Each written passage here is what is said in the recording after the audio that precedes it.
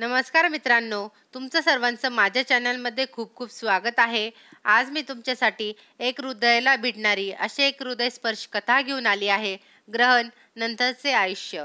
आई मी येते ग, डब्बा घेतलाय, बाय. आई म्हणाली. अगं रिया थांब, हा मोबाईल राहिलाय तो ठेव. अगं काय बाई, किती घाई, किती दगदग, मी किती दिवस असेल ग तुझ्या आयुष्यात. लग्न कर आणि सेटल हो बाई आता. आई सकाळी सकाळी काय ग हा विषय, रिया म्हणाली. रियाने आईच्या हातातला मोबाईल घेतला आणि म्हणाली बरं बाय. आईने रियाला बाय केलं आणि निवांत बसली आणि रियाच्या विचारात भूतकाळात गेली. किती समंजस मुलगी आहे. कोणत्याही परिस्थितीत रडत न बसता मार्ग काढून पुढे जाते आणि आपल्यालाही सहारा देते. काहीतरी मागच्या जन्माची पुण्याई असेल म्हणून अशी मुलगी देवाने दिली. तिला आठवलं की रियाचे बाबा अचानक रियाच्या 12वीच्या गणिताच्या पेपरच्या वेळी कार्डिक अरेस्टने गेले. दुसऱ्या दिवशी पेपर होता आणि रियाने वर्षभर छान अभ्यास केला. पण त्याही परिस्थितीत न डगमगता सर्व नातेवाईक घरी असताना पेपरला गेली आणि सर्वांनी मना केलं तरी गेली. कारण तिला माहीत होतं की बाबा गेले आणि आपले छत्र हरविले आणि एकमेव जे उदरनिर्वाहाचे साधन होते तेच गेले. त्यांचे स्वप्न पूर्ण करणे आणि कुटुंबाला घरात मोठी मुलगी म्हणून आधार देणे हेच तिचं कर्तव्य आणि जबाबदारी आहे. आणि ह्याही परिस्थितीत परीक्षा देऊन रियाला 12वीला 90 मार्क्स मिळाले. रियाला इंजिनिअरिंगला प्रवेश मिळाला असता.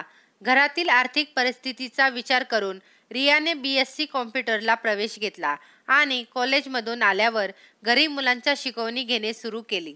घरी लहान भाऊही 9वीत होता. त्याची जबाबदारीही आता होती. रियाचे बाबा कृषी विभागात सहाय्यक होते.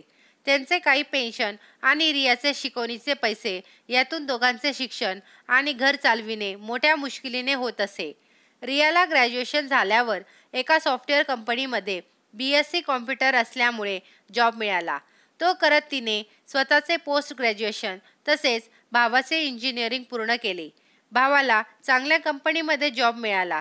आता रियाची जबाबदारी संपली असे तिला वाटले. तोपर्यंत तिच्या मामाने तिच्यासाठी चांगले स्थळ आणले आणि थाटामाटात रियाशी लग्न लावून दिले. लग्न झाल्यावर मांडव परतनीसाठी रिया माहेरी आली.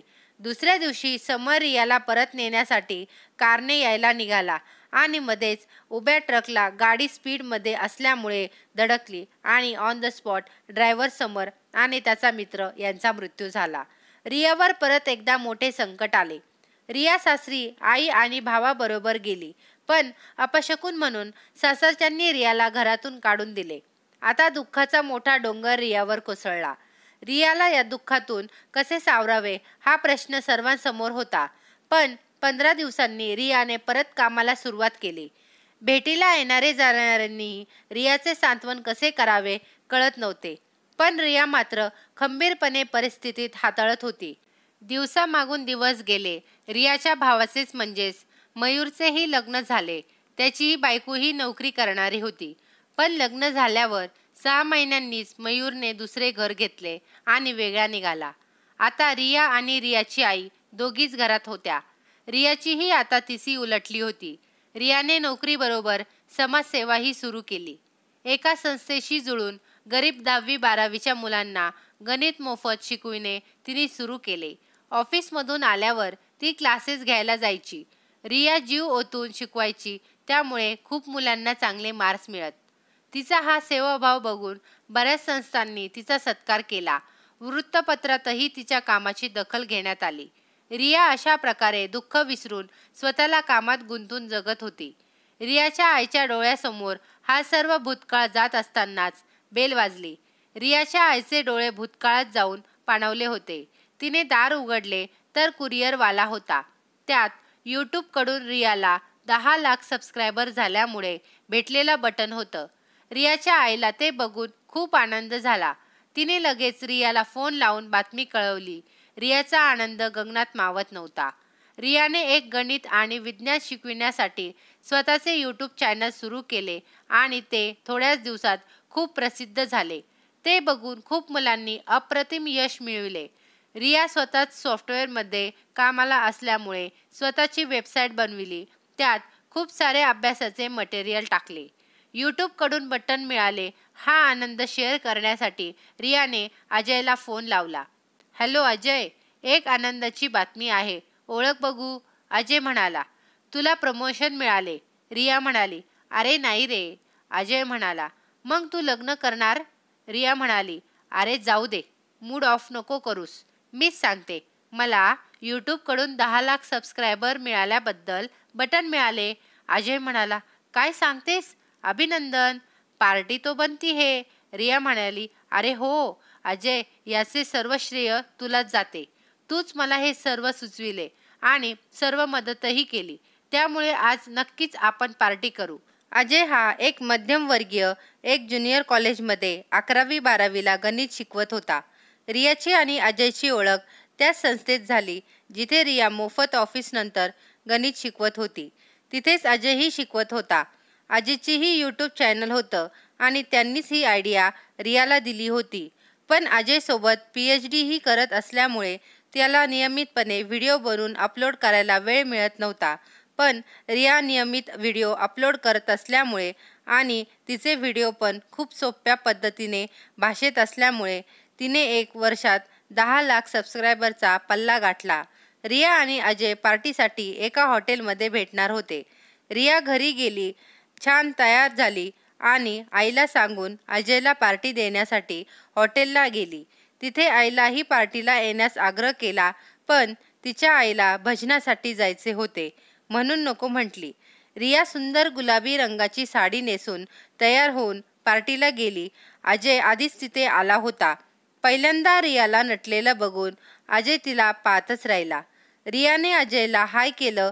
अजय तिच्याकडे एकटक बघत होता. रिया त्याच्या डोळ्यापुढे चुटकी वाजवत हॅलो, लक्ष कुठे आहे असं विचारते. अजय भानावर येऊन म्हणतो, तुझ्याकडेच बघत होतो रिया, आज तू खूप सुंदर दिसतेस. रिया त्याला म्हणते, थँक्स अजय. मग मेनू कार्ड हातात घेऊन रिया अजयला विचारते, काय ऑर्डर करू? अजय म्हणतो, काही कर रिया, जे तुला आवडते तेच मलाही नक्की आवडेल. रिया म्हणते, पण मी पार्टी देत आहे तर तुझ्या आवडीचे ऑर्डर करूया. नेहमी मीच ऑर्डर देते. अजय मेनू कार्ड घेऊन नेहमीप्रमाणे रियाचा आवडीचा ऑर्डर करतो. रिया हसते. अजय रियाला म्हणतो, मला खूप दिवसाचे तुझ्याशी काहीतरी बोलायचे आहे. रिया म्हणते, बोल ना मग बिनधास्त, परवानगी कसली घेतो.